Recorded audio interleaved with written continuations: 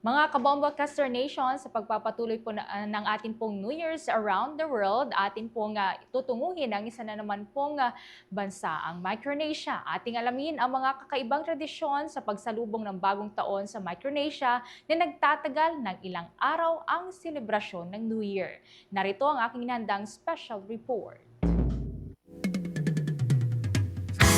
Bombo Radio Philippines presents New Year Around the World.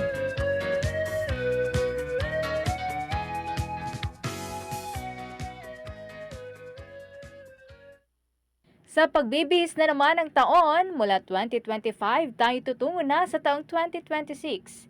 At isa nga sa mga bansang unang sasalubong sa bagong taon dahil sa lokasyon nito na malapit sa international dateline ay ang Independent Island Nation na matatagpuan sa Western Pacific Ocean, ang Micronesia. Opisyal na tinatawag itong Federated States of Micronesia na binubuo ng mahigit 600 isla. Nahati ito sa 4 na island state tulad ng Yap, Chuuk, Pohnpei at Kosrae. May mga karatig bansa ito sa dagat, tulad ng Palau sa kanluran, Marshall Islands sa silangan, Papua New Guinea sa timog at Guam sa hilaga. Alam niyo ba na dito sa Micronesia, hindi nagtatapos sa hating gabi ang kasiyahan para sa bagong taon? Ayon kay Bombo International News Correspondent sa Micronesia na si Dudley Jordan, ito ay tumatagal ng ilang araw at isa ring public holiday doon ang selebrasyon ng New Year. Yung Christmas at New Year, the same lang din. Pero yung Christmas, ang nakapag-iba lang, yung Christmas is just one day, one night celebration sila. Pero yung New Year, mahaba-haba, like 3 to 4 days. Sa Micronesia, may kakaibang paraan ang mga residente doon sa pagsalubong ng bagong taon na nagugat pa sa kanilang sinaunang mga tradisyon at pamahiin. Bago kasi magpalit ang taon, nakagawian din ng mga pamilyang Micronesian ang paglilinis ng kanilang mga bahay. Abay, parang Pinoy din pala, no? Pinaniniwala ang tinatanggal kasi nito ang malas at nagbibigay daan sa magandang kapalaran. Marami rin ang bumibili o nagsusuot ng bagong damit bilang simbolo naman ng panibagong simula.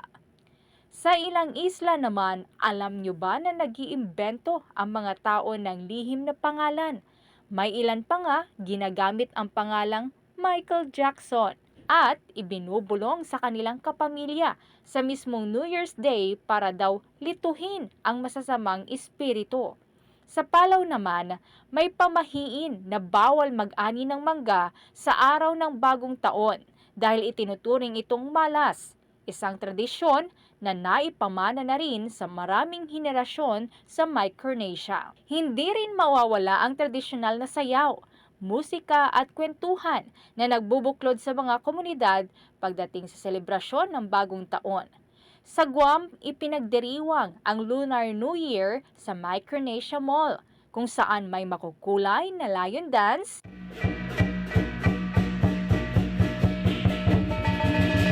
at cultural display.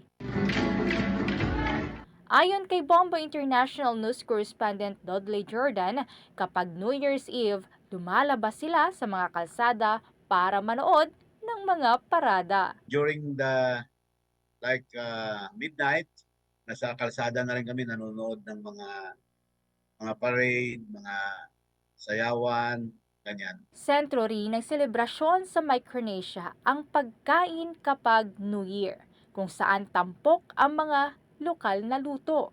Inihahanda ang mga tradisyonal na pagkain tulad ng taro, breadfruit, sariwang isda, inihaw na baboy at lutong may niyog.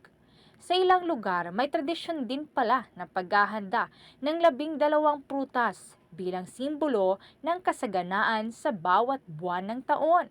Napag-alaman rin namin, ayon kay Bomba International News Correspondent Dudley, na kapag ganitong selebrasyon ng bagong taon, abay nagiinuman din ang Micronesians. Pag New Year, minsan nakakatuwa nga kasi pag halimbawa New Year, biglang nag-ulan ng ulan, mga tao, rain or shine, talagang nasa taas sila ng mga sasakyan, masaya sila, nagsisigawan, yun, nagiinuman pero kinokontrol din naman ng mga pulis. Abay, kung sa ating mga Pilipino, alak is life, ika nga. Pero syempre, dapat drink moderately. Sa Micronesia, malaki ang pagpapahalaga nila sa pananampalataya. Maraming Micronesian ang dumadalo sa Katoliko o Protestante na simbahan pagdating ng bisperas o di naman kaya ay araw ng bagong taon upang magpasalamat, manalangin at humingi ng gabay para sa bagong taon. Sa paglapit naman ng hating gabi, nagtitipon ang mga pamilyang Micronesian para salubungin ang bagong taon. Meron ding fireworks display sa New Year's Eve lalo na sa malalaking lugar sa Hagat na at Timon sa Guam. Pagpatak ng hating gabi o sa mismong New Year's Day, tulad din dito sa Pilipinas, nagpapaingay din ang mga locals doon sa pamamagitan ng pagbusina sa mga sasakyan, nagsisigawan, at nagkakantahan para maitaboy ang masasamang espiritu.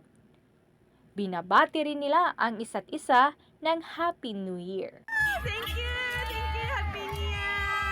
Ang simpleng pagsalubong ng bagong taon sa Micronesia ay nagpapaalala sa atin na hindi man ito kasing garbo ng malalaking piging at hindi kasing kulay ng fireworks. Ang mahalaga ay magkakasama silang sasalubong sa bagong taon.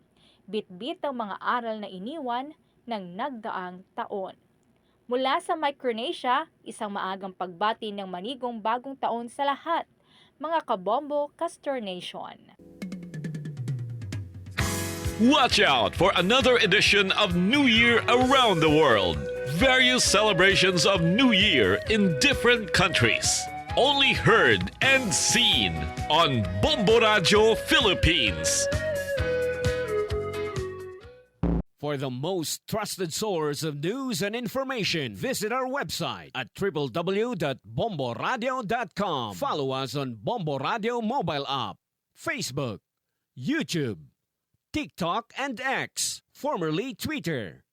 Like, share, and stay connected. Anytime, anywhere.